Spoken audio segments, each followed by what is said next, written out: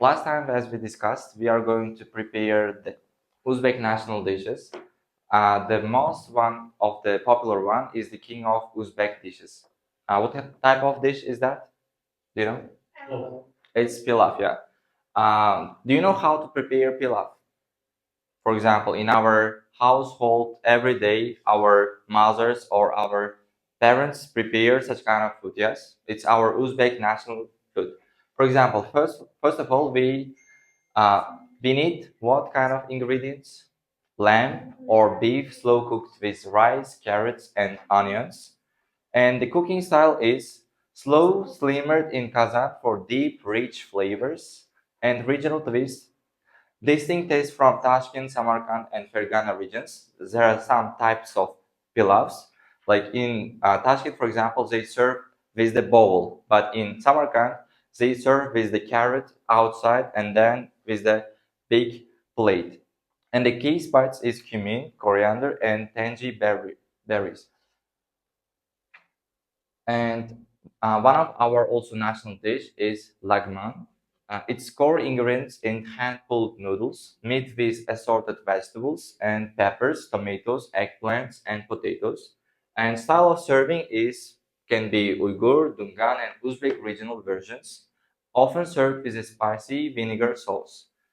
Um, and one of our like Uzbek national foods also, somsa. It's also common in Jizak somsa, which is famous for all around Uzbekistan. Its main features are flaky layers filled with lamb, beef, or onions and fat. Preparation baked traditionally in a smoky tandoor oven, and variations can be pumpkin or potato filled or meat versions. And it's the popular snack, beloved street food across Uzbekistan. It means you can find it everywhere, every corner. Even like the cheapest price, you can find samsa in every corner of Uzbekistan. And the next one can be steamed dumplings, and we call this one in Uzbek version mante. And the composition can be soft dough pockets filled with spiced lamb and onions, steamed gently in stacked steamers. We say pot with steam. And serving variations can be typically served with a sour cream or yogurt, also made with pumpkin fillings, and sometimes it fills with onions also. Now we will watch a video how to prepare the Uzbek traditional dish. Um, right? In today's Eat Special video, we'll show you how to make Uzbek pilau. Uzbek pilau is the national dish of Uzbekistan and is often made during large gatherings and celebrations. Therefore, this is the perfect recipe to make for your loved ones during Eid or any celebration. So let's move on to the recipe now.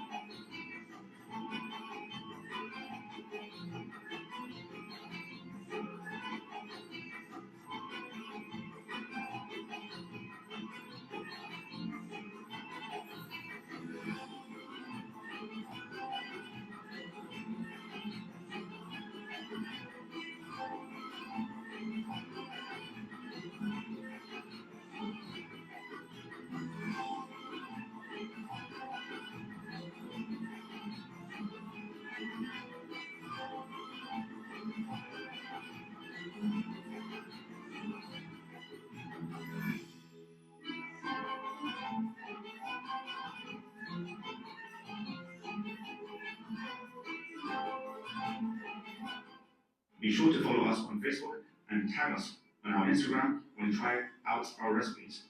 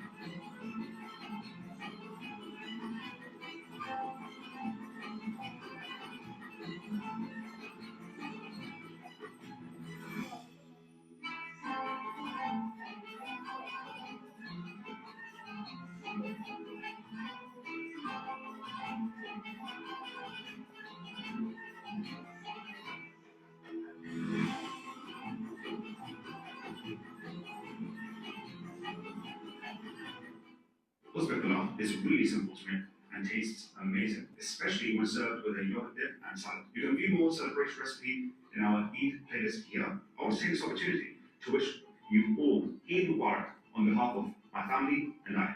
And we hope you all enjoy this blessed time with your families.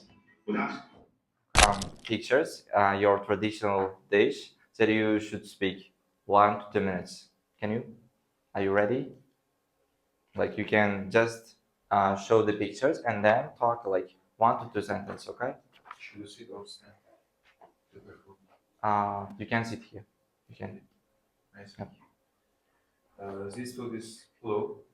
It's the most popular dish in Uzbekistan, and it contains too many nutritious ingredients. And it's a fast digestive food. It's the way to cook. How to cook is a bit complicated, but in Uzbekistan, everyone able to how to cook it. Thank you. Next one. Who's ready?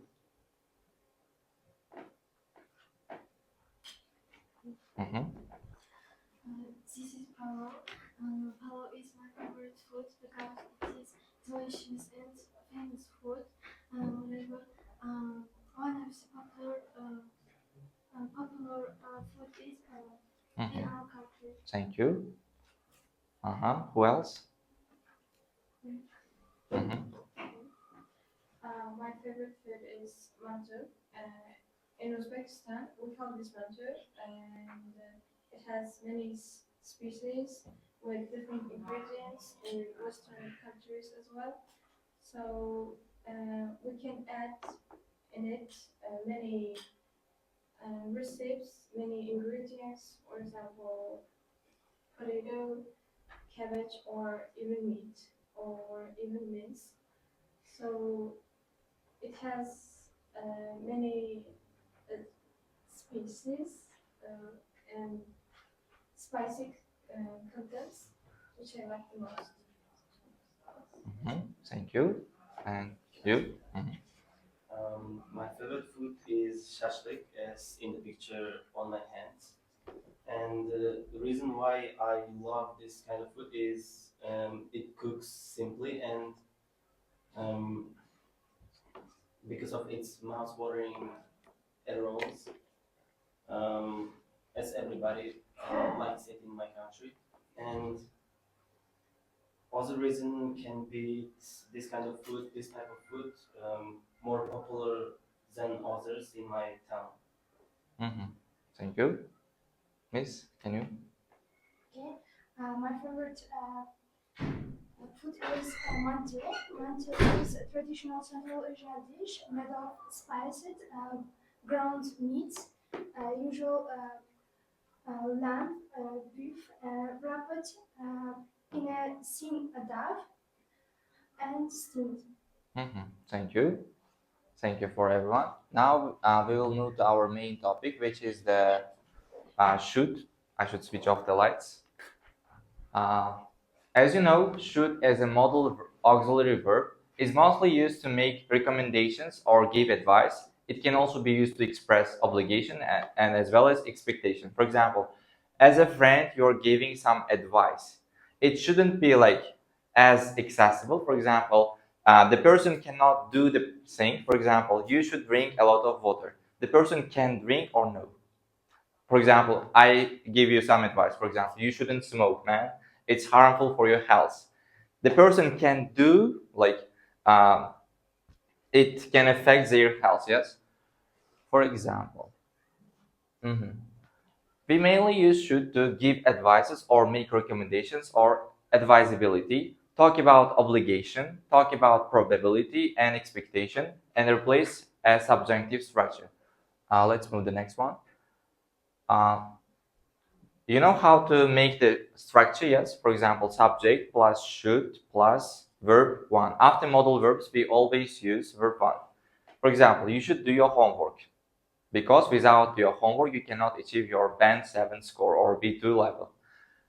And other examples can be the auxiliary verb should is invariable. There is only one form. The main verb is usually in the base form. You should do. We cannot add ed, ing after should. For example, you shouldn't or you shouldn't. It shouldn't be like. As we mentioned, subject, he, she, it, you, and should. It's the affirmative form. This one is the negative form, and this one is the interrogative form.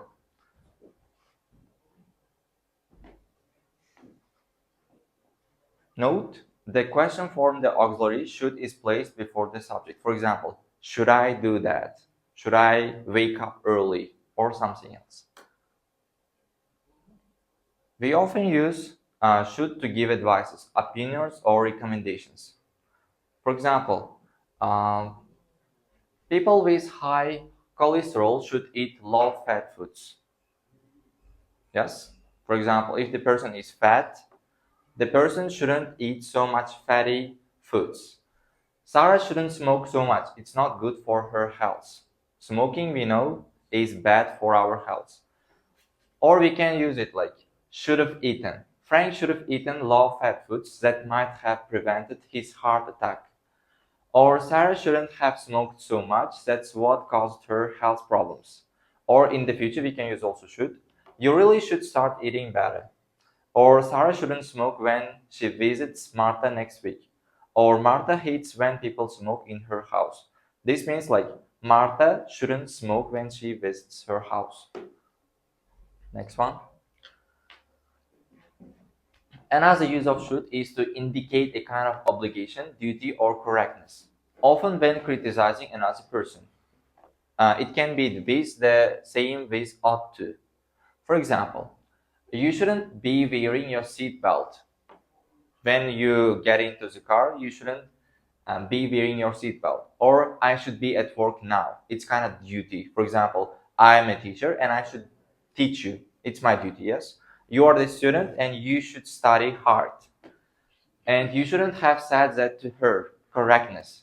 For example, you said something wrong, some kind of problematic verb, and you shouldn't have said that to her. Or he should have been more careful. Or should you be driving so fast? Like asking.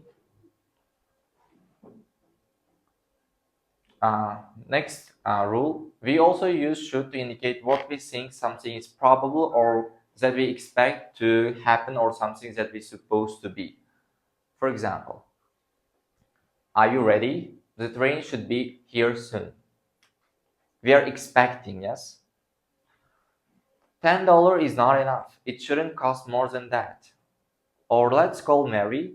She should have finished work by now. Expecting something. For example, you're preparing for the IELTS exam and your teacher is expecting something. You should get 7 easily because you're preparing all night without sleeps. Or you're doing homework, all of them by yourself, without ChatGPT, without any help. And I'm guessing you should get 7 because it's like easy for you because you're doing so much hard work. Another forms of should, we know conditionals, yes? We have type 1, type 0, type 2, and type 3. We sometimes use should instead of would for the past person singular and plural instead of IV of some conditions. For example, if I lost my job, I should have no money. Which type is it? If I lost my job, I should have no money. It's type 2. Yes, it's type 2. Unreal conditional. For example, I didn't lose my job, just I'm expecting I should have no money. If he lost his job, he would have no money. It's the same with this one. It's type 2 unreal condition. For example, if I had wings, I would fly. Yes, but I don't have wings. Or if I were you, I wouldn't do that, but I cannot be you. Or we should be grateful if you could send us your latest catalog. You know what is catalog? The magazine. We should be grateful if you could send us your latest catalog, but the person couldn't send it yet. If I were you, I should. We know if I were you, I would. We often use the conditional structure. If I were you, I should to give advice. If I were you, I should complain to the manager. But I cannot be the person. If I were you, I should complain to the manager. If I were you, I shouldn't worry about it. For example, if I were you, I should drink a lot of water. I shouldn't say anything if I were you, but the person already said it. If I were you, I wouldn't or I shouldn't say it to you. Should for subjunctive. The president insists that the prime minister should attend to the meeting. It is essential that we decide today. It is essential that we should decide today. As here mentioned, we often use a special verb form called the subjunctive when talking about events that somebody wants to happen, hopes will happen, or imagines happening. For example, the president insists that the prime minister attend the meeting. The president insists that the prime minister should attend the meeting. Should for why should. If we don't understand or agree with something, we may use why should, like this. Why should it be wrong to smoke? For example, something came different from you. Why shouldn't do that? What is wrong? You don't know this situation. You don't know the condition. Why shouldn't knock to the door? Why shouldn't I? Why should he stay late at school? Why should he? Why should and how should can also indicate anger or irritation. You know what is anger? Help me with this. Help me with this. For example, you're doing some homework and the person is, why should I help you? Why? Or where are my keys? How should I know? It's kind of like irritating or angerness it's showing. For example, can you help me just doing this reading test? Why should I help you? Kind of like anger, yes, irritating noise.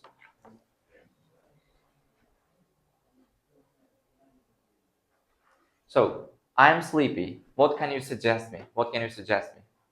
Like, I haven't slept yet. I'm sleepy right now, for example. I'm like coughing or I'm sneezing. I'm yawning. What should I do? You should take a nap. I should take a nap, okay? I need to cash a check. What should I do? Does there any ATM? I need to cash a check. What should I do?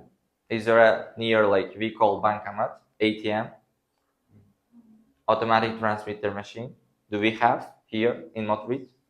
My shoes have holes in the bottom.